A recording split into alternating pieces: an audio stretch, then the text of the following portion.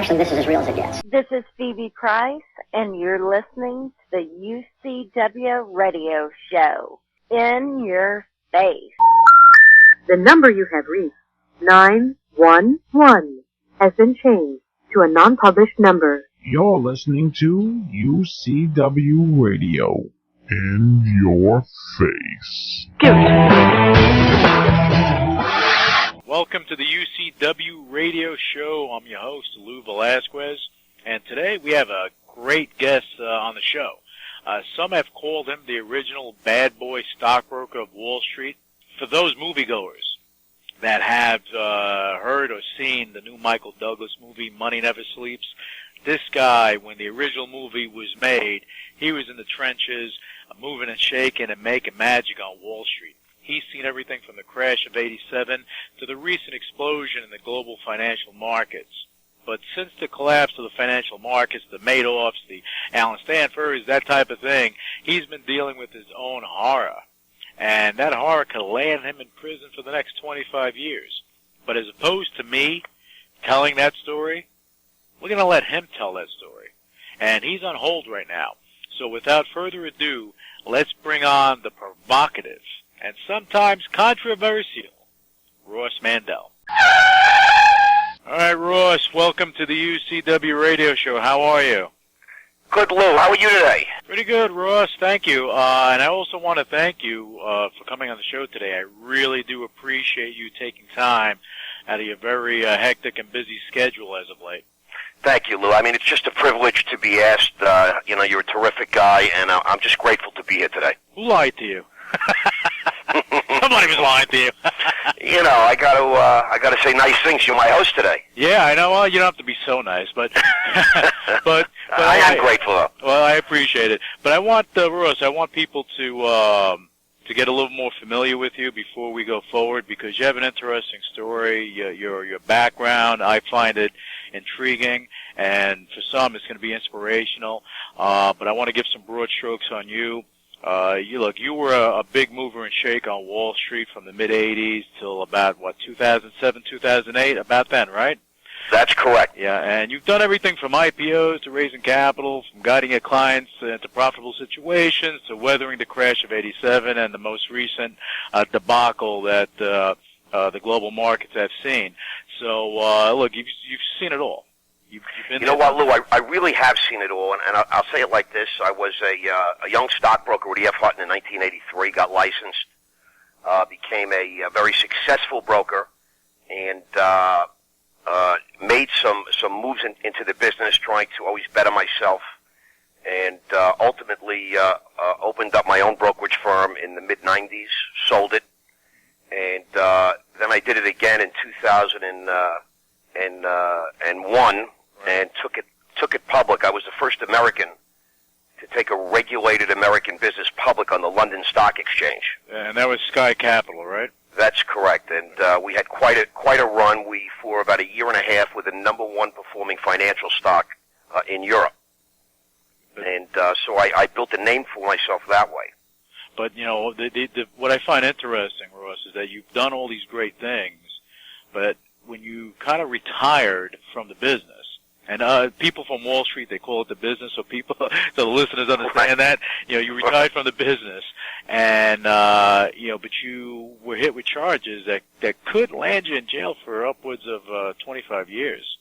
That must. That's true, Lou. And just to put some sort of color on that, I was a very successful Wall Streeter for a long time. However, I was an alcoholic and an active addict. Probably from the time I was 15 years old. Oh, wow. And I ultimately got sober in 1990, which was my 7th year in the business. And I had run-ins with customers and some sort of hairy situations.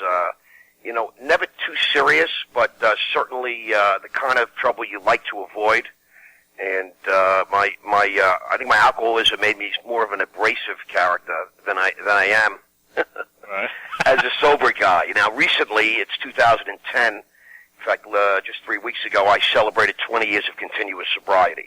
Oh, good for you. Congratulations.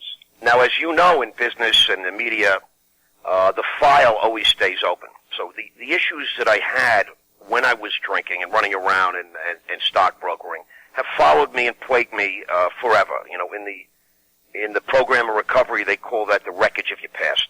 Right. You know, you can clean it up, but you know, the file is the file, and it always caused me a whole lot of trouble, even though the issues that occurred were in the 80s. Even as recently as a couple of years ago, I'm still answering for them. I believe that. You know, that's the way it is now. What happened was, I in spite of it all, I overcame a lot. And overcame, you know, the file, and a day at a time built myself into a substantial Wall Streeter. In fact, I'm going to be on national television tonight. You're going to be I'm on going to be True on TV, Conspiracy Theory with Jesse Ventura on True TV at 10 o'clock Eastern Standard Time. And Jesse Ventura calls me the ultimate Wall Street insider, because I've been there for 27 years, and I played at the highest levels with the biggest guys. And what happened was, I was the first American to take this regulated business public on the London Stock Exchange. I brought 2 companies public there. I created a footprint so that, because they said it was impossible, could never be done, had never been done, and I showed them how it could be done, that it was much, much less expensive than going public on NASDAQ or the New York Stock Exchange. You're a smart guy, Ross. And it was a much more reasonable regulatory system. And after I went public the second time, which was 2004, about 250 other companies went public in London, and then they started to trade throughout Europe. They went public in Germany, they went public in Amsterdam, and that sort of a thing. And I was the American that paved that path. And a lot of people resented me for it, especially in America, in the industry, in New York, on NASDAQ and all that, because a lot of business went that way. They could have stayed, you know, on the NASDAQ and the New York Stock Exchange. And I became almost like public enemy number one in the regulatory sense because of that success I had. Well, I'm not shocked about either, because, you know, hey, look, you're a New Yorker. You know, you were born and raised in New York, right, Ross? Yes, I come from Long Island, the Five Towns area in the South Shore of Long Island. Okay, so you know how it is here. You know, they'll cheer you when you're down, but when you go up, they're cheering you to fall down as well. So you know, you have that dilemma on your hands. So you've had it. You know, unfortunately, Lou, it's like human nature. It's like when you see an old lady trip on the sidewalk in Manhattan. It's like a lot of people are laughing and smiling. A couple people will run over and help her, but a lot of people are snickering like that. You know, unfortunately, Americans love a train wreck. People love to see others fail. It's an unfortunate thing. A lot of people like to see people that are doing worse than them. Yep. And, you know, it's an unfortunate commentary. It is, and it's sad. It's a sad state, you know, because you go other places, they're not like that. But again, you know, you've weathered everything, and this right here is not going to be anything different. That I'm pretty sure of.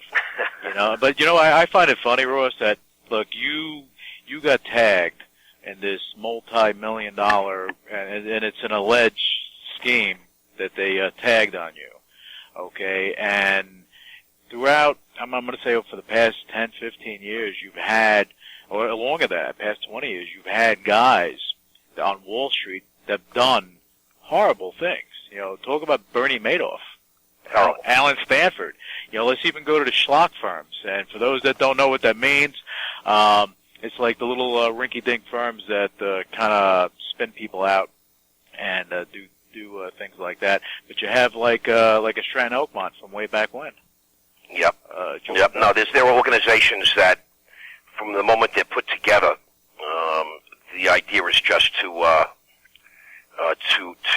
earn off them, not to build a proper business. Right. And then you were trying to build a proper business. Well, I actually did build a proper business. Now, I'll say this to you, Lou. It's very interesting.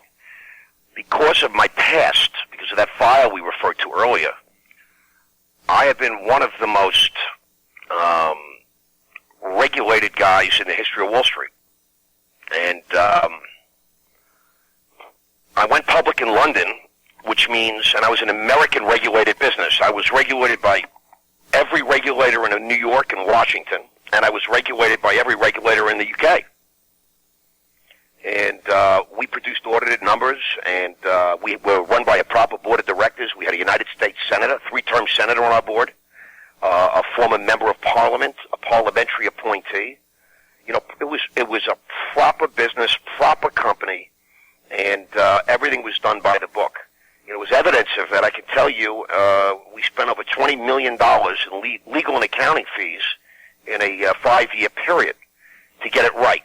I mean, people who intend to do things in a wrong way, they don't spend $20 million. They put it in their pockets. Of course. On proper lawyering and proper accounting.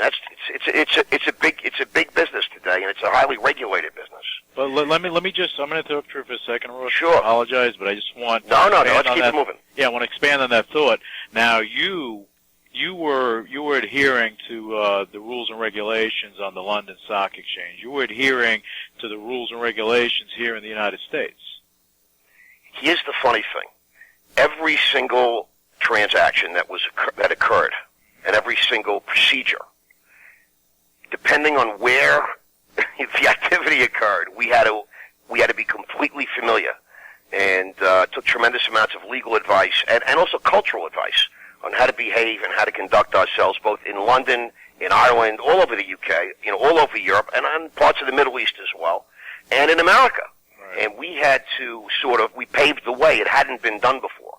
So we had the burden of trying to get it right. And we went to great lengths to make that happen. I mean, just to great lengths.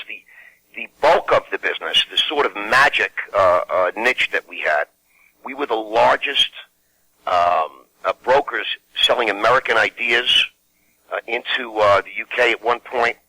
But more importantly, we were the first guys to go public on the stock exchange there.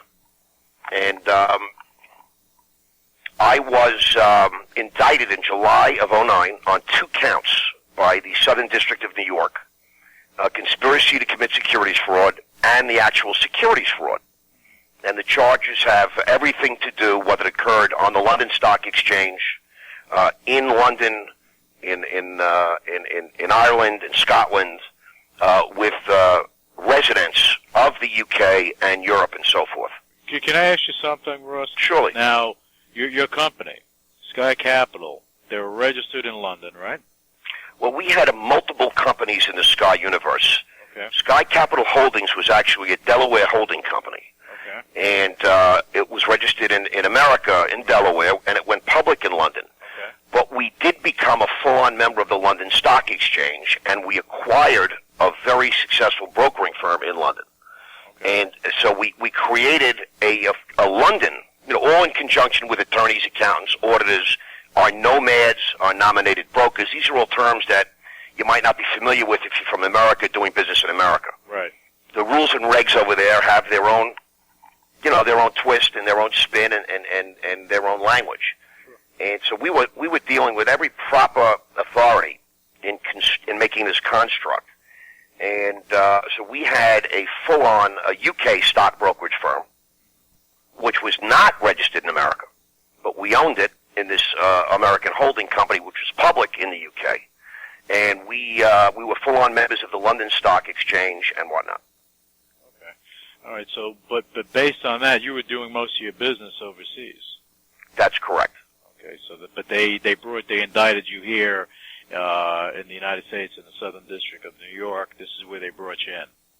Correct. And the interesting thing is that, as you said earlier, I had retired, sold the business with the knowledge and approval of the authorities in New York and London, and retired down to Boca Raton, Florida. And about 16 months later, 1 week after Bernie Madoff was sentenced, and this whole Madoff thing occurred during the period of time that I had retired. That's right. And sold the business properly.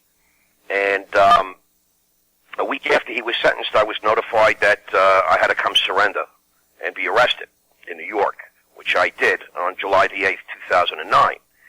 And when I read the indictment, which the FBI was kind enough to let me do in headquarters there, I was stunned because aren't they nice?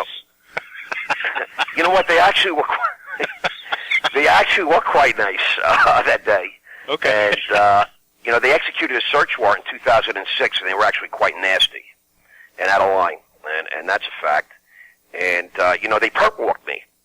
This is a very interesting story, but it's factual and true, and I'm happy to tell you.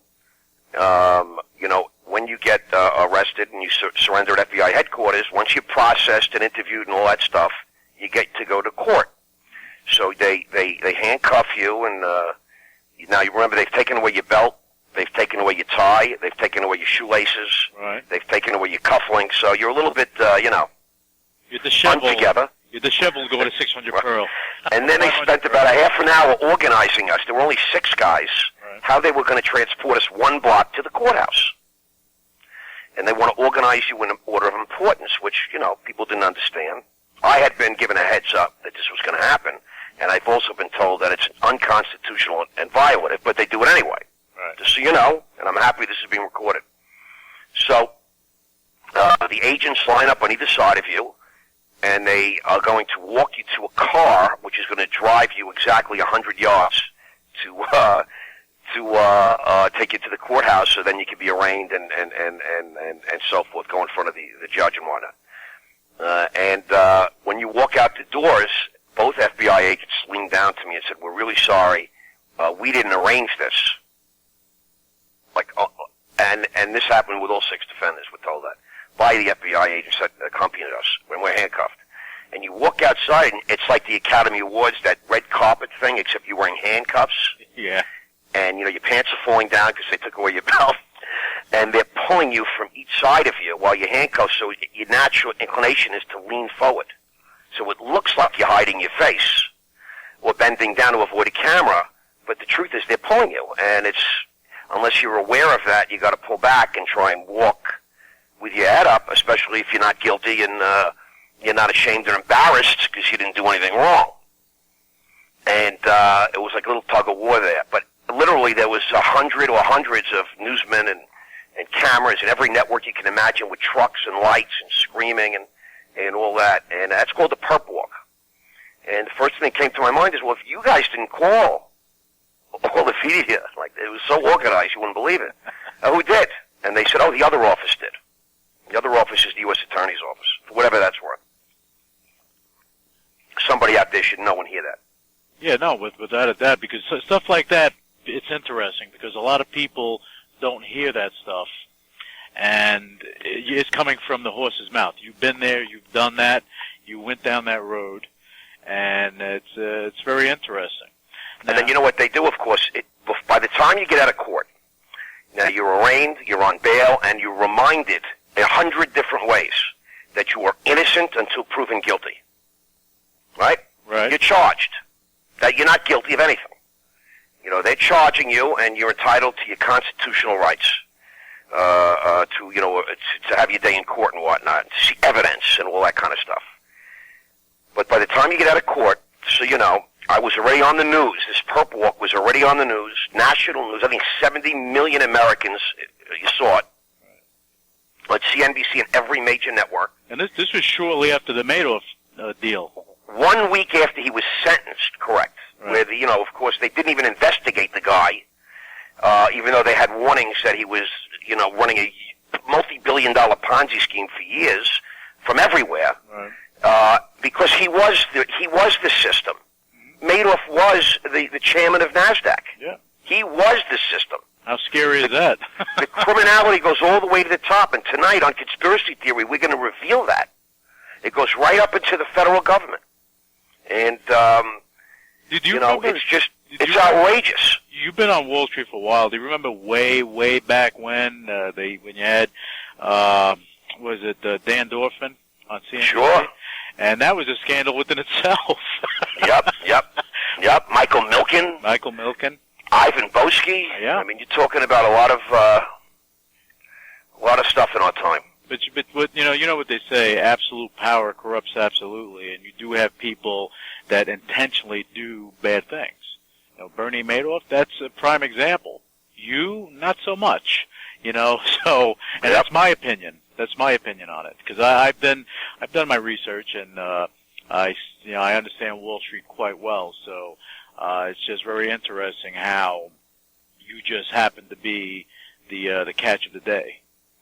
You know what? They need to make headlines. That's what the government's doing. Frankly, regulators, nobody knows what the hell they were doing or not doing, besides looking at me, because the entire system failed. Every single bank needed to be bailed out. AIG, the largest, most regulated insurance company in the world, on the New York Stock Exchange, audited like crazy, reporting figures. All of a sudden was $130 billion short. And Can you imagine? Yeah, but you remember that AIG. And how about nobody got perp walked, nobody got charged in any of these firms in these banks, and they're coming after me. Sky Capital survived the FBI raid, survived me, and, was in business. Didn't need TARP money, billions of dollars to get bailed out. I mean, it's just an outrage. What the hell is the government doing? What the hell are the regulators doing? How did they miss the entire collapse of the entire financial system? These are the people regulating everything. The gatekeepers. I don't think the gatekeepers, exactly. I don't think they missed it. I think you had more people that knew than not. But when you have something, blowing up, and you have that balloon, that bubble getting bigger and bigger, it's a little hard to put the brakes on, and it's a little hard to get a little bit pregnant. When you're pregnant, you're going to give birth. One way or the other, that's going to come out, Right. And that's what happened. Well, you know what it was? It was institutional corruption. If they had been doing their jobs, this never could have happened. If they were regulating these banks and these brokers properly, they would never have needed $650 billion to get bailed out. If they were being regulated properly and governed properly, they never would have had 35-to-1 leverage. They never would have been selling CDOs and all this nonsense that was unregulated. These were like the penny stocks of the 80s. Yeah. There was no real market for any of them. They just put up numbers, marked things to market at their convenience, made the prices themselves. The regulators were all in on it. Congress was all in on it. And, it's just a frightening testament. And tonight we're going to prove it on conspiracy theory. Literally, we're going to prove it. Well, I believe, and we're going to take a break for a second, Ross, and I want to continue on this topic. So just hang on. We're going to be right back. The odds of becoming a signed artist and having 3 #1 albums? 1 in 100 million. The odds of going on to win 6 Grammy Awards? 1 in 1.4 million. And the odds of this performer having a child diagnosed with autism? 1 in 150. I'm Toni Braxton, and I encourage you to learn the signs of autism at autismspeaks.org. Autism Speaks. It's time to listen. Brought to you by Autism Speaks and the Ad Council.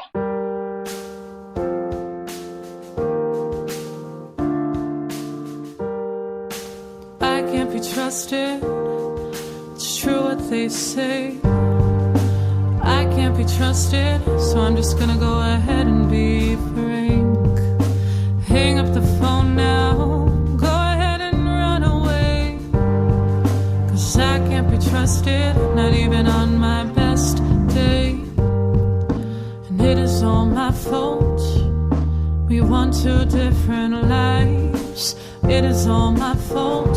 I should have gone ahead and lived a life. And you're just a victim. Oh, I did this to you. And it is all my fault. I deserve to hurt too.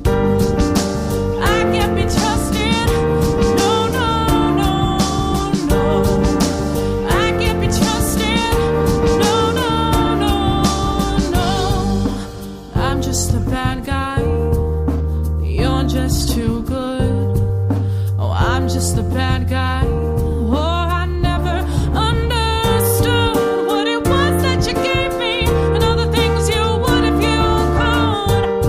'Cause I'm just a bad guy. Oh, and you're just too good. Oh, I can't be trusted. No, no, no, no. I can't be trusted. No, no, no, no, no. I can't be trusted. No.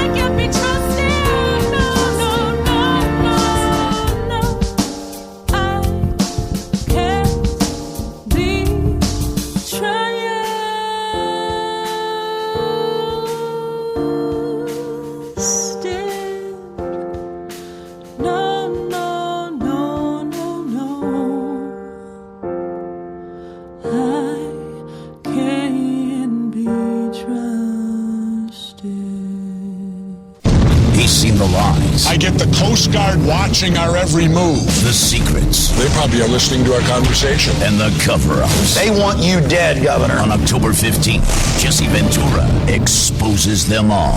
You have no idea what people are doing right under your nose. What in the hell is that? This is the show they don't want you to see. Conspiracy Theory. You won't believe what you don't know. The all-new season begins October 15th at 10 on True TV. Hey guys, this is Tina Sugun. You're listening to the UCW radio show with Lou in your face. All right, Ross, we're back, and I want to touch on what you left off on with the conspiracy theory and everything. My view on it is that, you had politicians, you had people that knew what was going on, but there was too much profit to be made.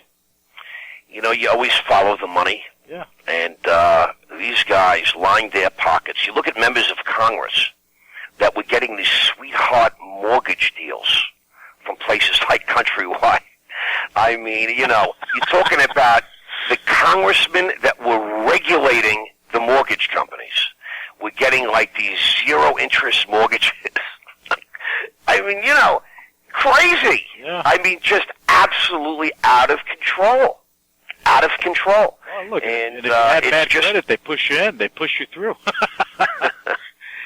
And nobody got perp walked there. Nobody got arrested. They came after guys like me, and round up the usual suspects. Let's make some headlines. Let's give some comfort to the Americans that the American people, we're really on it now. We might have missed it. We might have missed the entire collapse of the United States economy.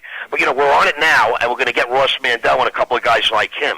I mean, it's pathetic. It's frightening. It's sad because, look, the Bernie Madoff thing, for sure, the guy, was, in my opinion, guilty across the board. There's no ifs, ands, or buts about it. I'm going back to the penny stock days, the guys at Strand Oakmont, bad stuff. But you look at a guy like Alan Stanford, right. Was it really that bad, as they say? You know what? I don't know enough about it, but I'll say it like this.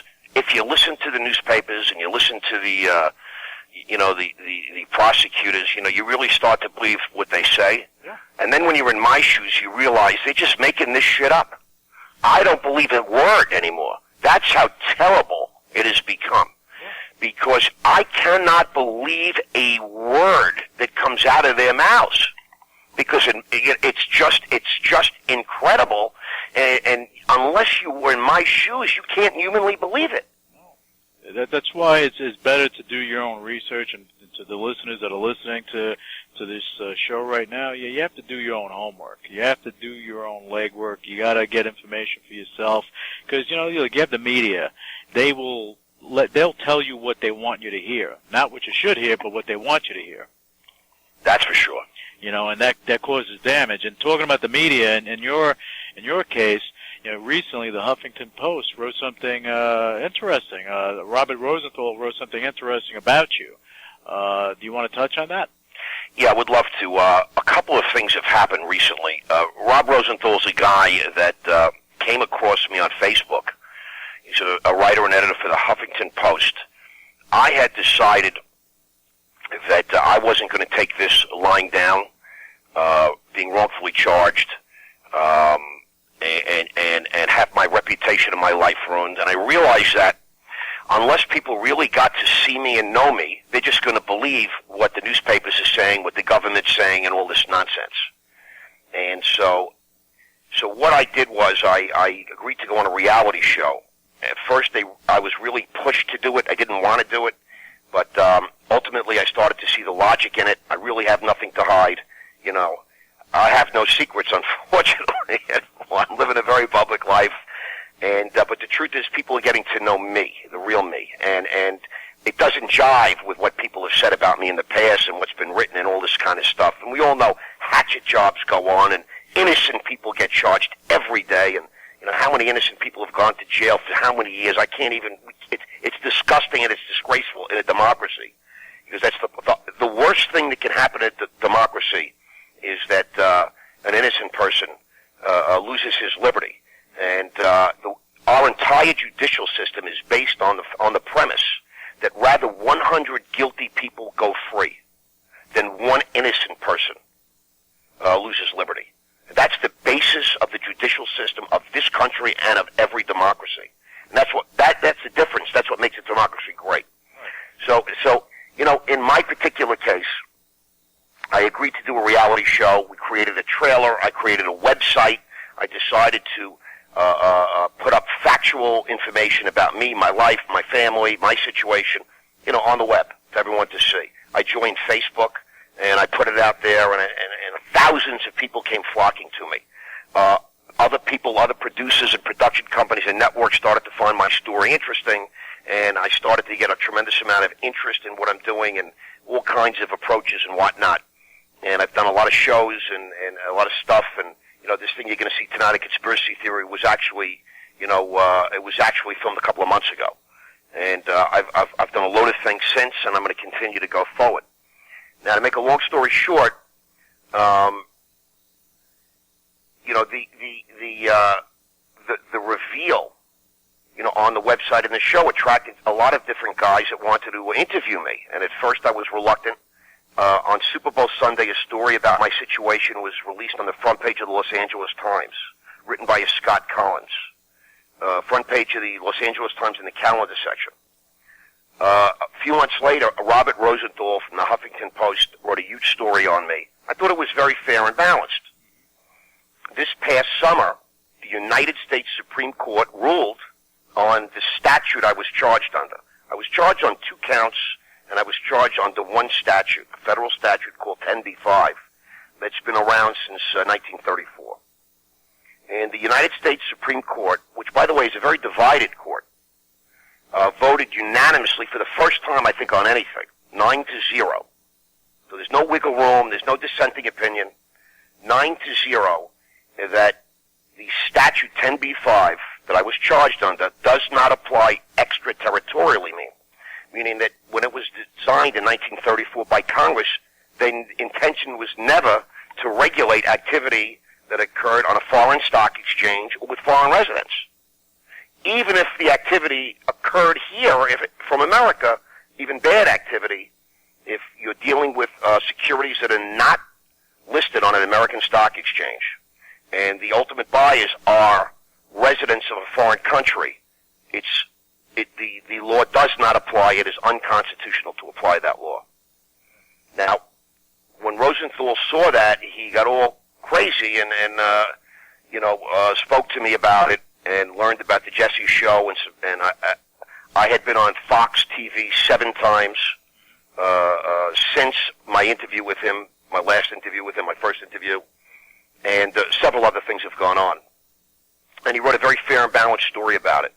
And he found it to be almost like a miracle from God that in the middle of this case, a law, a statute that's been on the books for 75 years is ruled unconstitutional in a unanimous decision by a court that's very divided, in their opinions generally.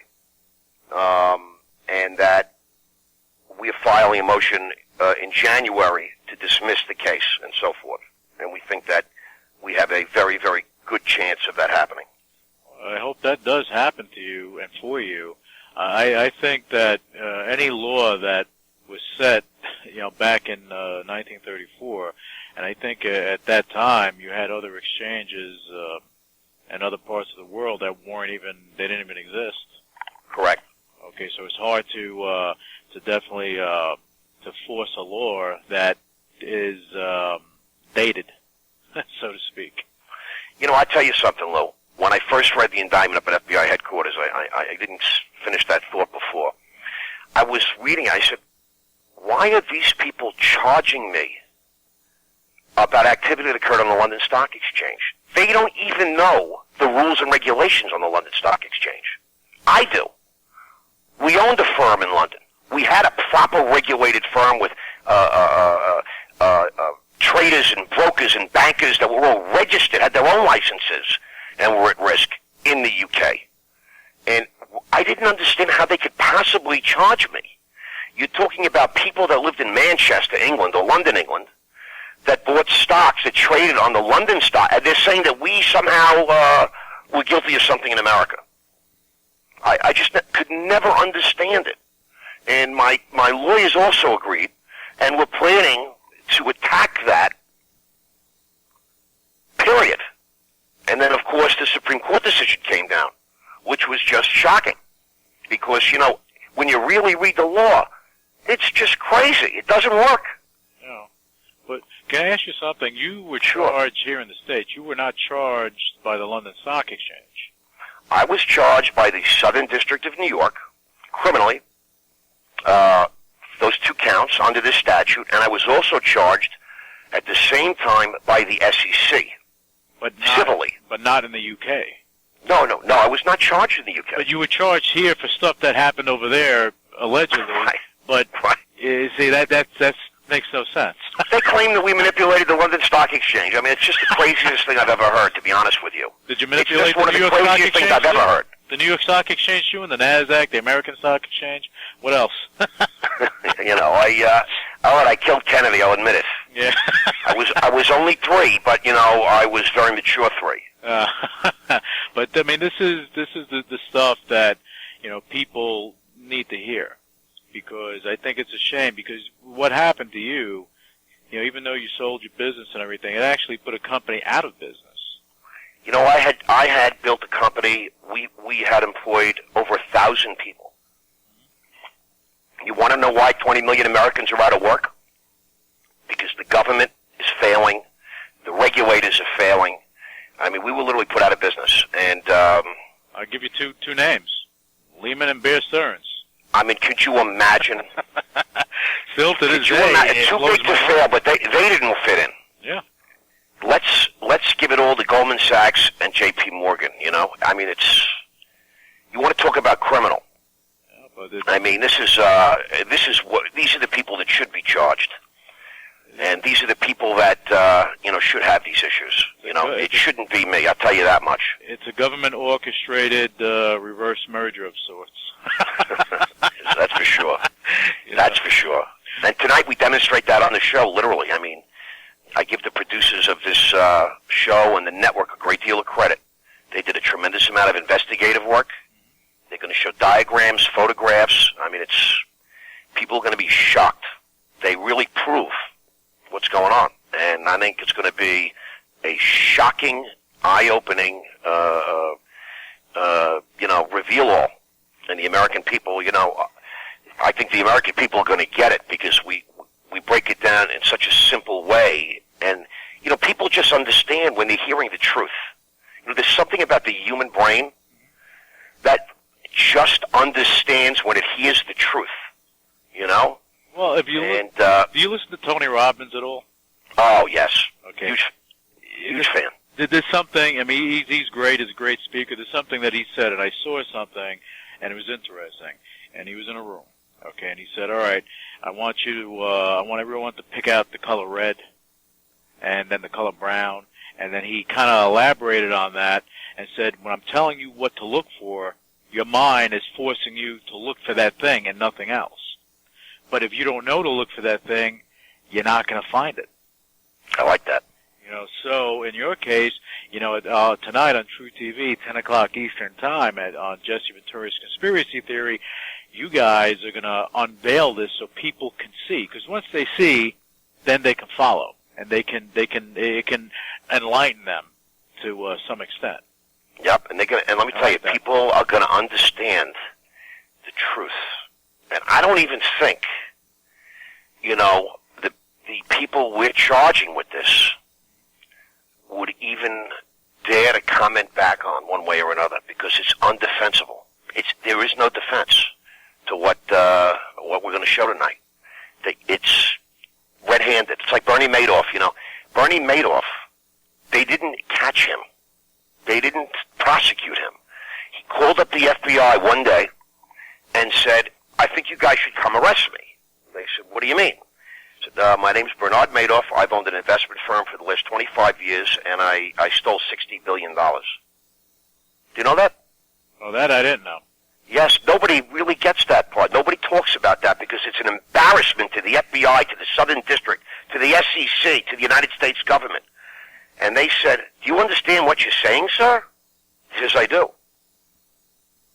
He goes, I've stolen $60 billion, and I think you guys should come arrest me. Here's my address. And the FBI didn't even know what to do. And finally, 2 agents went in, and he invited them in. They said, sir, we're here because you've called and you made a report. And he said, yes, I had an investment firm for 25 years, and I stole $60 billion. And the FBI says, you know what you're saying, sir? And then they read him his rights, and they took him out. And that's the Bernie Madoff investigation. People have been handing the SEC and other parts of government in this industry proof for years. But he was one of them. And he was one of them. They weren't going to go and nail him to the wall because he was doing it for, 15, 20 years. As long as it went from the time he left the NASDAQ, that's what he was doing. The NASD, that's what he was doing.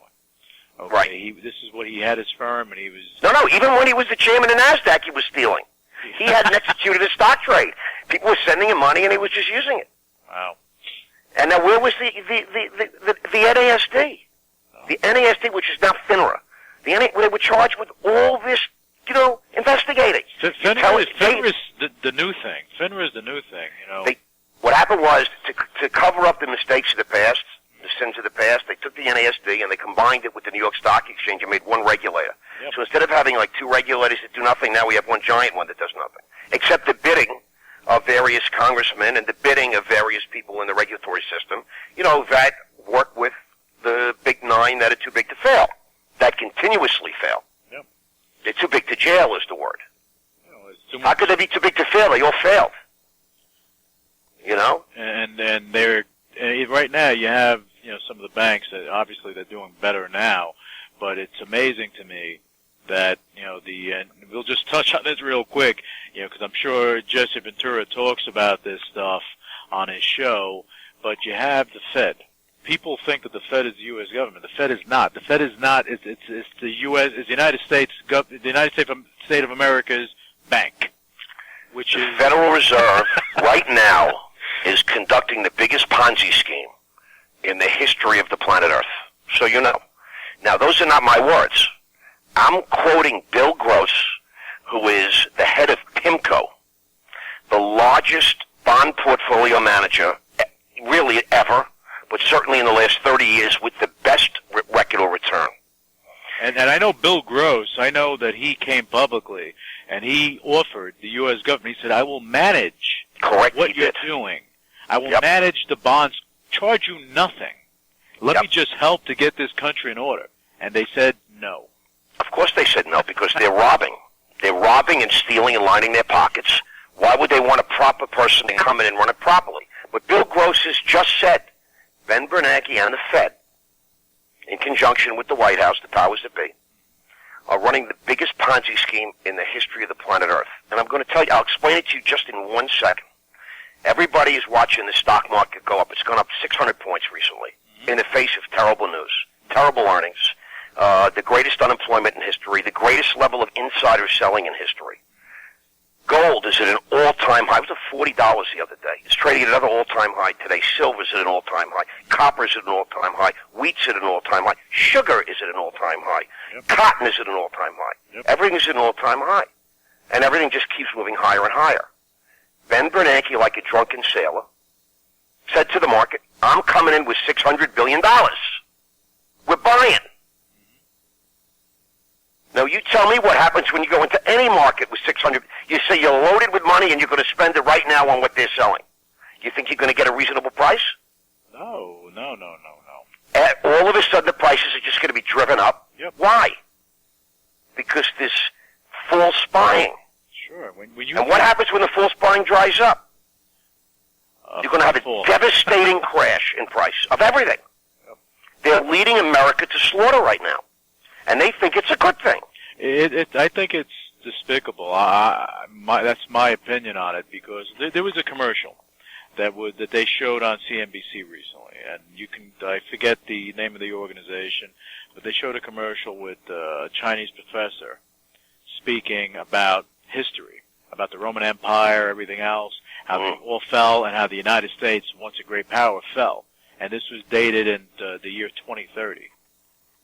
And they said that they thought that they can continue to buy themselves out of debt and keep issuing more debt to buy themselves out of debt, which still makes no sense to me on why that's happening. But at the end of the commercial, they said, yeah, and the guy chuckled. He said, yeah, the United States is working for us now. You know, so we're going down or going up a slippery slope, no doubt about it. Let me just say to you, what happens when he stops buying $600 billion worth of stock and bonds? These things are going to go to their true value and worse. Anybody buying now is going to get stuck with an overpriced nightmare. And what the hell does the government think they're doing? Well, they think. This is the biggest case of market manipulation ever. Well, they think that they're saving us from dealing or from the collapse. Let it collapse. We will rise. We will come back. We've done it before. We need a capitulation. Yeah, and when we need all of these clowns and crooks and politicians to get out of the way and let real entrepreneurs build a better system. Not a retarded bank that can't earn money and can't survive and is too big, to succeed. Rush, and that's what's happened. You hit the nail on the head, my friend. You said entrepreneurs. That's what this country's built on. It was built on. But now it's being guarded and it's being robbed by the powers that be.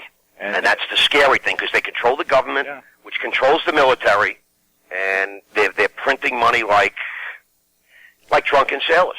Well, and that's why you see a big shift in the government now, with the Republicans taking control of the House, and then on top of that, you have the Tea Party, which is really taking everyone by storm, because they're speaking the truth. I happen to be a big fan of the Tea Party and the whole idea, because the two-party system doesn't work. It just doesn't work. You have corruption on both sides of the fence. And, I think the idea of a new group that has, different values and is very strong-willed and strong-minded is going to be a very, very positive thing for the country. Yeah, I think so. And I think that there has to be a shift. There has to be a change. And all the political agendas, all that nonsense has to stop. We got to get rid of career politicians. There's got to be term limits. We got to take things away from the federal government, put things into private hands and into state hands. I mean, it's got to be reduced. The size of government is just disgusting. You don't need more regulation. You need regulation that works. Yeah. That's what it is. You got the most. It's just terrible. It's like going to the airport and looking at the TSA. You got 100 guys standing around doing nothing, and 3 guys working, and you have lines of 150 people. Yeah. You have 100 guys standing around. But that's the way it is. I mean, if you're in New York, when you were living in New York, you would go on the highway, the LIE, BQE, whatever it may be, there was always construction. Always construction, forever construction. People were employed, they were working. The highway's never done. 10, 20 years later, same stuff. But that's the same process that's happening on Capitol Hill. The Van Wyck Expressway, I moved it to Long Island when in 1964, was under construction. I moved out of New York in 2000, and I made my final move out of New York in 2007, and it was still under construction. Yeah. And it still is, actually. Of course it is. And I don't want to go there, because those guys are really serious guys. Yeah, exactly. We'll just stay on this topic. The boys that have those contracts, I have nothing but good things to say. Yeah, there you go. Yeah, good things to say about those guys. But yeah, what's happening on Capitol Hill, it just amazes me, and I think shocking. Yeah, there's a time for change, and with the internet and everyone with the social networking, everything else, people have a voice. You know what it is? That's the brilliant thing, and I shared about it on one of my podcasts. America's voice was heard, and I was proud to be an American last Tuesday. I really was, because people can't be bullshitted the way they have been. Yeah. And the game's changing. And the last people that want to change a game are the fat cats in Washington that have just been sitting stealing for years. You know what I'm saying? They're not interested in change, because they like it. You got guys that have been sitting in the Senate for 30 years. Yeah. You think they have any idea what's going on in their state? No. No, they don't care. And the thing is, they're talking about balancing the budget, all this stuff. It's funny that state by state, individually, you have to have a balanced budget. Right. So why can't you balance the country? with $20 trillion in debt, my friend. And going deeper, and China has most of that debt. And the funny thing is, and I'm going to say this on this show because we're talking about it, and I hate to take away this time from you, Ross, but I travel all over the world, and China is interesting because they've lent the U.S. a lot of money, but they are expanding, and people don't know this, that they have a blueprint of how they're going into Africa and how they're selling all their products they can't sell here. They're selling it over there. Yep. No doubt. Listen. And they're buying the stuff too. They're buying the raw material and selling the end product back to Africa because that's what they do over there, which is retarded within itself. But that's the way it is. The scary thing is that people live under a false sense of security. Mm-hmm. Just you brought up Rome before. I bring it up tonight on the show. Rome was great, and then Rome disappeared. The Greeks were great, and Greek disappeared. You had the British ruled the world for 900 years. Now they're a small island. Yeah. Things change in the world order. America is not even ranked in the top 10 in education and healthcare. Our economy is now almost finished because of the debt and the mismanagement by the government and their regulators and so forth. So I really feel as if America is in the final leg of a decline, and it makes me feel sad and disgusted because I love this country. And I love what this country stands for. But it's being raped and dismembered even right now as we're talking. There's been virtually no change. No change. In fact, the guys that committed the atrocities on Wall Street that led to the failures and the bailouts and all that are even more firmly in power now. Like you said, they got rid of Lehman Brothers. They got rid of Bear Stearns. You've got 9 institutions that are running everything now. Yeah. With the backing of the government, but under a private guise, a private banner. And they're just free to do whatever they want to do. And they've already destroyed the system once. And it's a nightmare. And I find myself fighting like crazy for my life, for my family. And what's going on in my little case is like symptomatic of what's going on wrong with the whole system. Yeah. Like your case is a small version of the big picture. This is how I feel, and this is why I've been compelled to speak out, go public, get involved, make people aware. I'm just not going to sit down. I'm not going to take it quietly. I'm a fighter. And, frankly, if they never came after me, I would have been enjoying my life and my family and just been another guy. But I'm trying to become an agent of change now because of what's been done to me. It's shaken me to my core and woken me up. I think that in life, things happen for a reason, and you have to go through your trials and tribulations. But I think that based on what I know about your situation, you as a person, I think you're a great guy, Ross. I think that your situation, that God willing, kind of dissipates and kind of goes away. But I think that it opened your eyes, and you could be that voice, that I guess that driving force that'll open people's eyes to what's going on. Thank you, Lou. And maybe it's God's calling, who knows what. Yeah. But it's at this point in time now where I'm willing to accept that mantle, and I'm willing to go down that road. And I really wasn't that sort of a guy. I was a very had an idea that I was going to sit in Florida and raise my children and just do some things, and I've been sort of thrust into this position. What is that famous saying? I will not go quietly into that good night. Yeah. Don't go quietly. Make a lot of noise. Make a lot of noise. Carry the big stick and make noise with that too. I'm telling you, right? But we need change definitely in this country. They've been speaking about it, for the past in depth. They've been speaking about it for the past 4 or 5 years. I've seen a progression of debt. Upon debt. Companies, they bounced back. Some companies had to go out of business. People got wiped out. But then that's okay. You have changed. You were rich once. People go through this change as the economy kind of slipped out of bed. But don't continue like the government. Don't continue to bail out. There's nothing to bail out. Let things fall. Correct. We know that from being old school market guys. Yeah, you let it fall. You know, when you way back when, let's talk about the early '90s, even the late '80s. You had a stock, you had market makers in it. The stock went down. You supported it so much, but then after a while, you have to move out of the way. You know what? You can't support something that's false. Over time, everything seeks a true value. Yeah. So the faster you let it get to its true value, the faster you can restore order. You know what I'm saying? Yeah, but greed always prevails.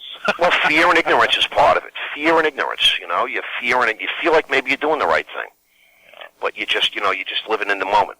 Well, I hope that with this change in government officials in Congress and the Senate, that will start opening people's eyes, because I think these people that were supported by the Tea Party going into office now, I think that they're going to shake that cage a lot.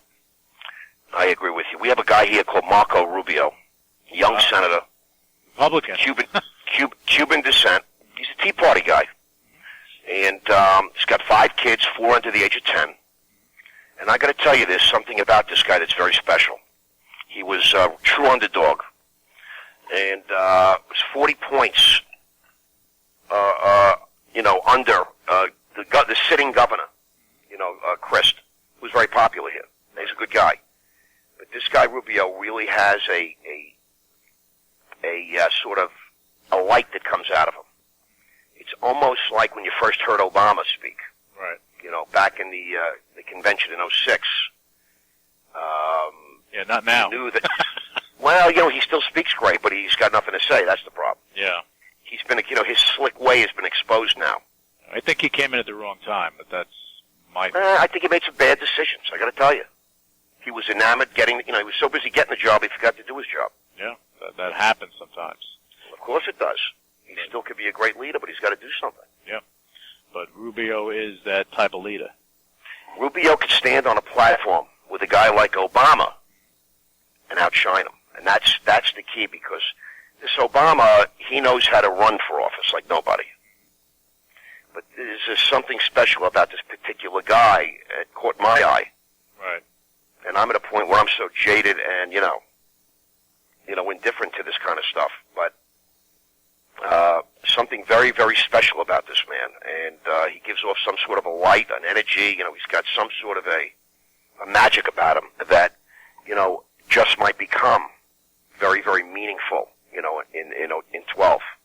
I think that, with a guy like that, especially now with Florida in the condition that it is, he turns that around. Yeah, he has a good shot of doing other great things during his political career. Yeah, my experience in life has been that it doesn't really matter what your situation is. It matters which direction you're headed. Yeah. And if you have great leaders or a great leader or someone that's inspirational, people don't mind going through pain and suffering, following a great general into a battle. It's when you start to lose confidence and faith in the people that are leading you. Yeah. That's when you feel all the pain. And that's something you can't do in your family, or especially for the country. You can't lose. People can't lose faith in you, because once that happens, it's hard to do your job. Yep. And so what I'm hopeful is that we're going to have some leaders step up and evolve that can bring America through. What we're going to first go through. Well, I think we're going to go through a lot of stuff, and I think that your show tonight, the conspiracy theory with Jesse Ventura on True TV, I think it's going to reveal a lot of things that we talked about today, and I think it's going to reveal a lot about who you are, because I think people, when they hear your story, they're going to be like, okay, yeah, I know the hype, but let me know the man. And they're going to learn more about you from this show, from Jesse Ventura's show, and as the weeks and months go by, that you're going to be exposed a lot more, and people are going to learn more and more and more about you, and I think that's a positive thing. Yeah, it's very hopeful, and today, Lou, you got the first and only commentary on the show tonight. I like it. I like that stuff, and I appreciate that, Ross. I appreciate it. Now, Ross, before we let you go, because I know you have 1,000,001 things to do today, do you want to give your website information? How can people keep tabs? Love to. And all that other stuff. I have a website. It's rossmandell.com. That's double S and double L. ROSSMANDELL. It's rossmandell.com. I'm on Facebook. Ross Mandell. Same spelling. Love it if you guys would friend me. I have a personal and a fan page, both. And my personal email is ross@rossmandell.com. And what I do is I personally respond to every single email. And it's getting a little hairy, I'll tell you the truth. Yeah, I can imagine. I'm spending 3-4 hours a day at this point, and after tonight, I don't know what's going to happen. But it's cool getting a PR. I'm doing my best. I'm also on Twitter, Ross H. Mandell. I'm on YouTube, which is Ross H. Mandell, at youtube.com. But you can access that through my website. And I do a daily webcast, which is really just me and a camera and a TV studio talking for 10-15 minutes about my day, what's on my mind, current events, and so forth. And you'll find, again, access on my site and on YouTube. And, Lou, I thank you so much for your time today. Yeah, no, thank you, Ross. And I want to leave you, actually, I want to ask you one last question before I do let you go. What can we expect from Ross Mandell in the future? Yeah, well, you're going to expect a few things. Firstly, I'll be on television tonight with Jesse Ventura. You're going to be seeing me in quite a few other TV shows and talk shows very soon. You're going to see me on television with my own reality show. And you're going to see me become exonerated of these legal matters, both with civilly and criminally. I'm hopeful that will happen sometime by January, the latest. That's what I'm hoping. Could take to March, but I'm actually hoping it happens before. And, hopefully I will become a great American and a great personal story. Because, remember, I'm doing this all as a sober man. I don't drink, I don't take drugs, and I help people every day. Doing service is one of the most important parts of my life and has been for 20 years. And for some reason, nobody wants to talk about it. No one wants to write about it. But now that I've come out and I've openly and candidly discussed it, people are coming out of the woodworks because I help hundreds and hundreds of people. On a daily basis, I help at least 5-6 guys a day, on the phone or in meetings and whatnot. And that's what my life has been about, and yet you wouldn't know that unless, I revealed it, because it's an anonymous program. The government and the media has chosen to break my anonymity publicly. And I will not break anybody else's anonymity. But, in the program, in the 12-step programs of recovery, it's my prerogative. I can tell you that I'm in recovery, that I go to meetings. I just can't tell you who else does. Right. Well, that's private stuff, but very anonymous stuff. It's the spiritual foundation of the entire program. Well, Ross, look, you're an open book now, and I know, and I'm pretty confident that you will be exonerated. I'm pretty confident everything's going to go your way. And again, I guess you were meant to go through these trials and tribulations for you to do what you're doing now, and I think you're going to be very successful with it. Thanks, Lou. Some people believe that everything is God's will, and God's will is perfect. And, I found God when I got sober in 1990. He keeps me sober every day. And I never really talked about it much because why? It's like a private thing, and sure. Some people think you're wacky. Yeah, but and make a long story short, maybe this is God's will for me, and I'm supposed to go through this sort of fire so I can come out the other side and help affect some positive change in this country and in this world. Well, I think you're going to do a lot of great things, and God's will is a good thing. So, keep going forward with it, make things happen. And what I want to do too, Ross, if it's okay with you, after everything passes with you being exonerated, I want to bring you back on the show so we can talk about things that at that point we should be able to talk about a lot more things.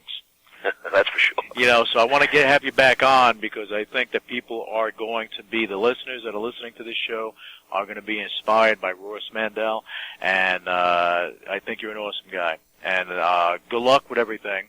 Thank you. Listen, you have my numbers, and you know how to reach me, and you're really you're a terrific interviewer and a great guy. And anytime you want to chat, you want me on the show, you want my opinion, you got me. Ross, I appreciate it. And that's about it for this segment of the UCW radio show. We had, a great guy on the show, Ross Mandell. And you can find out more about him by going to rossmandell.com. That's ROSSMANDELL.com. And we'll be back with you with our next segment, and we'll have another great guest on the show. Until then, have a great week. Initiating shutdown sequence. What is your major malfunction? So let it be written. So let it be done. Ladies and gentlemen, my mother thanks you, my father thanks you, my sister thanks you, and I thank you.